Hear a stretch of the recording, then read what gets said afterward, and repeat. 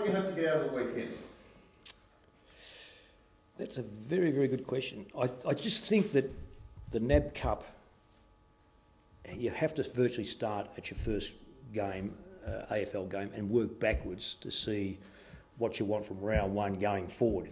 That little block, and you've got to be able to have enough players up and in good form, good touch by round one. So this is the start of round one, I say procedure, if you like. So we've had a long pre-season where the last cabs off the rank, Sydney, Greater Western Sydney and us, so it's been a long, hard haul to get here. So we're looking at round one, but we've got to make sure that we take each step as it comes. So the players that play on the weekend are preparing themselves for round one.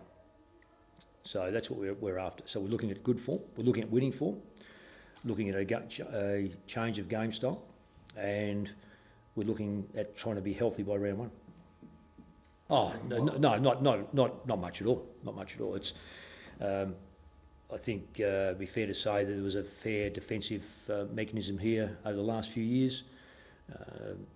It's just that that's a slight tilt, if you like, where the ball comes from, where it goes to, and when we start bringing it back into play, what's in front of us, who we're playing. It's got to be a judgment thing. Like if you're playing some sides that need to be pressed hard, other sides you've got to sag a little bit, other sides you've got to go a bit harder still. So they're all the strategies. The actual main game plan is based on what I said. It's got to be based on a defensive mechanism, and that's got to be the first thing in their mind, the player's mind, as opposed to perhaps what our scoreline's going to be. It's got to be let's put it this way, it's the process of getting to the scoreline as opposed to what the scoreline looks like. Well, that's another very good question, because I think that the mistake you can make is say, that worked at Collingwood, let's bring it across in its entirety and play it. The two sides are different in makeup, so therefore you make alterations to suit the playing group. You don't make, you'd be silly to just assume that both clubs are identical. So therefore we will make adjustments that will suit some players, and other players have to adjust accordingly to change their style marginally. But by and large, you work your game plan around the strengths of your team. And in this case, you know, we've got certain strengths, and we want to see them come to the fore. So therefore, they'll be heavily promoted. Collingwood, the side I had there, were premiers and runners up. That's a very, very good football side.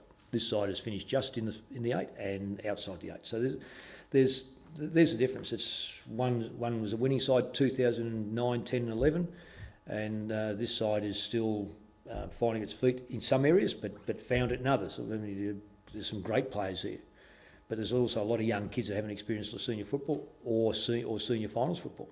Whereas you know, a side that was in the finals for the last 6 or 7 years clearly had that confidence about them.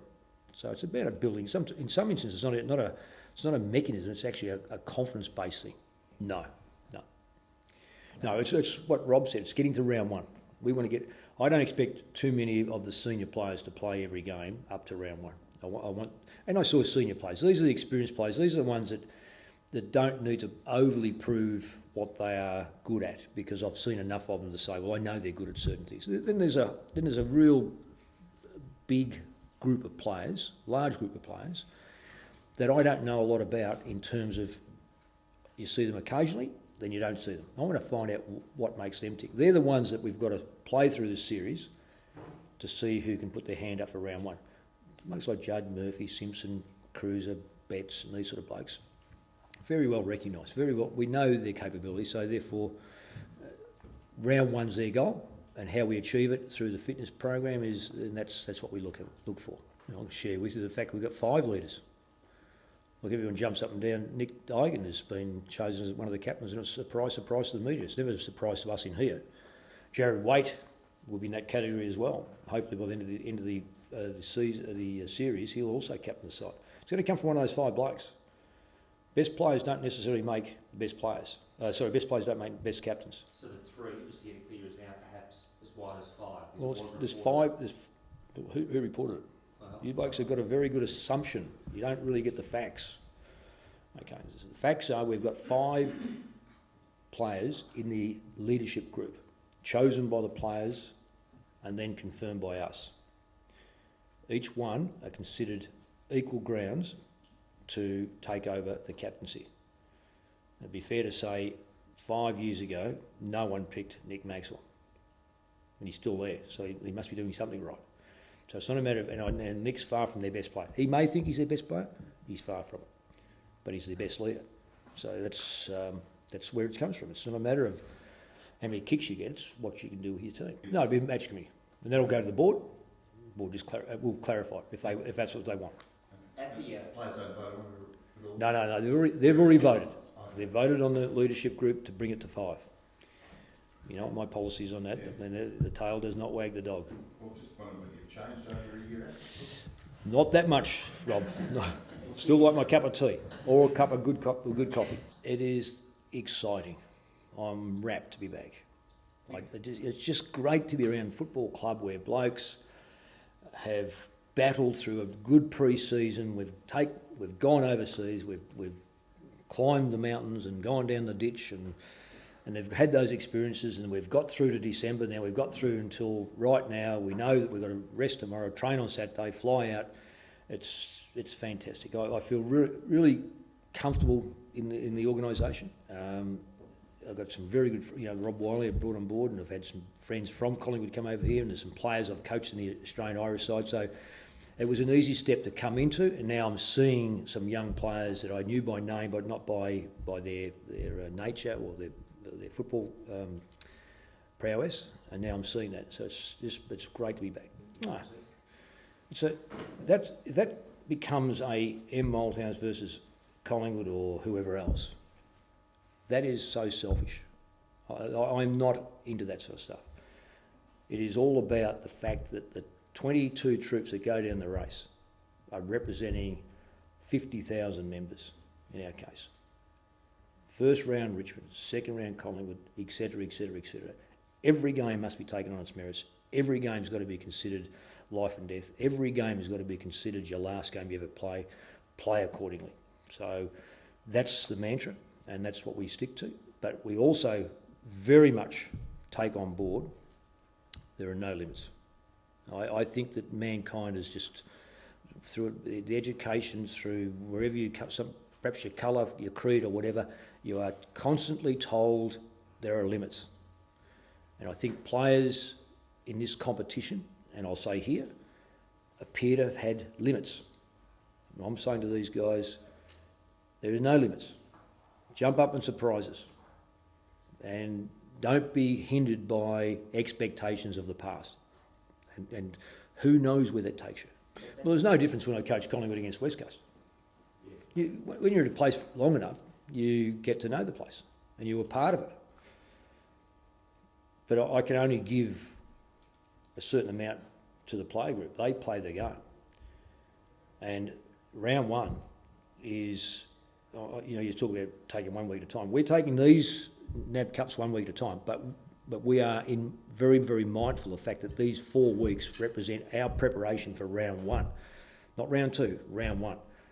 Then we play Richmond, who are a club that's in a very similar position to us on the ladder, and probably about the same amount of talent. Then we worry about the next round, and then we worry about the next round. It will not become about me, because that is, and how you do it, I can't help you guys. I certainly don't want to get involved in trying to help you guys in this way. You decide yourselves how you run it.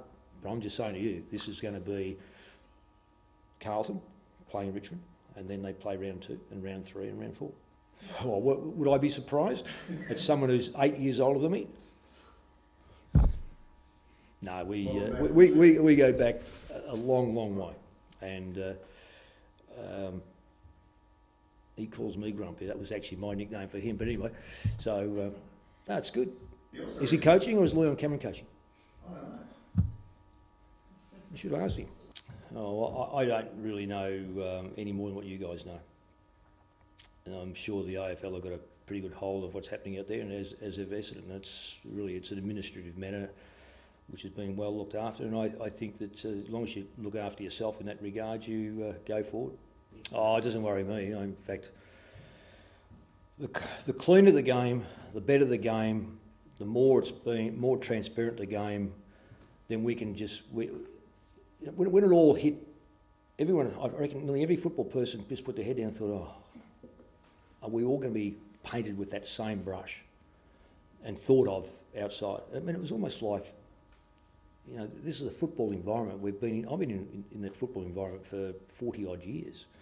And it's been a healthy environment. It's been a very, very good environment. It's something that you're really proud to be part of. And if these measures bring back that pride, so be it.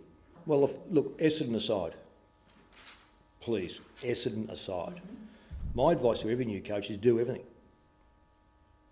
I manage this football side. I don't coach this football side. I manage the coaches to go out on the ground and coach the side for me for preparation for match day. But I would never give that advice to a new coach. You've got to do 5, 10, maybe 12 years of that, then come away with the confidence to know in your own ability. In my first year, I didn't have any confidence in my own ability. I had my own job and that job, the football job, and then it got joined together the next year. But I wanted to peel the oranges and be the doorman and everything else because I wanted to know fundamentally what was a football club look like, who needs to go where and whatever. Then you step aside from that. So all I say about young, and I've given that advice to all my coaches that are out there at the moment, is run the thing so that you know the thing. You know everything about it. And then you can start to back off when you've got the confidence to employ staff that you trust.